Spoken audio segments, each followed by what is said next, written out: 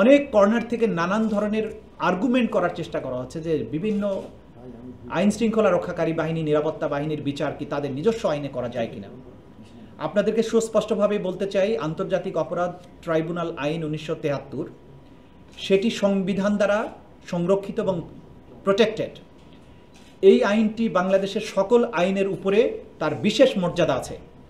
এই আইনে মানবতা বিরোধী অপরাধ, গণহত্যা, যুদ্ধ অপরাধ, এই সমস্ত আন্তর্জাতিক আইনের অধীনে যেসব অপরাধ আছে তার বিচার করা যায়।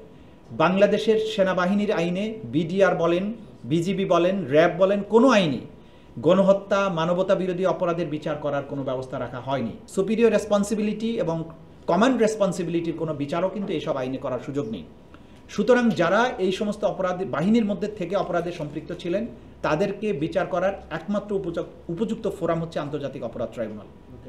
যারা যারা এই আইনে এইখানকার মামলায় যাদের বিরুদ্ধে গ্রেপ্তারি পরোয়ানা জারি করা হয়েছে, আমরা রাষ্ট্রকে, আইন শৃঙ্খলা রক্ষাকারী বাহিনীকে বলবো নির্দ্বিধায় যে সেই আদালতের আদেশগুলো তারা যাতে পালন করেন, এবং সকল বাহিনী, সকল ব্যক্তিকে আমরা অনুরোধ করব যে একটা রাষ্ট্রের বিচার ব্যবস্থাকে সাহায্য করা আপনাদের দায়িত্ব, এবং কোনো ব্যক্তি বা কোনো প্রতিষ্ঠান কখনো রাষ্ট্র এবং জনগণের উপরে হতে পারে না। কোনো ব্যক্তি আইনের ঊর্ধ্বে হতে পারে না।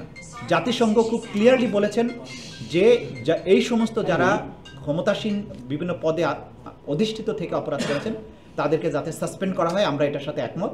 আমরা মনে করি যাদের বিরুদ্ধে সম্ভাব্য যারা অপরাধী, যাদের বিরুদ্ধে আমরা তথ্য প্রমাণাদি পাচ্ছি, যাদের বিরুদ্ধে ওয়ারেন্ট ইস্যু হচ্ছে এবং ওয়ারেন্ট ইস্যু ছাড়াও যাদের ব্যাপারে প্রাথমিক তথ্য প্রমাণ পাওয়া যাচ্ছে, আমি সরকারের কাছে অনুরোধ করব জাতিসংঘের এই তথ্য অনুযায়ী সেই ব্যাপারে যাতে সরকার পদক্ষেপ গ্রহণ করেন।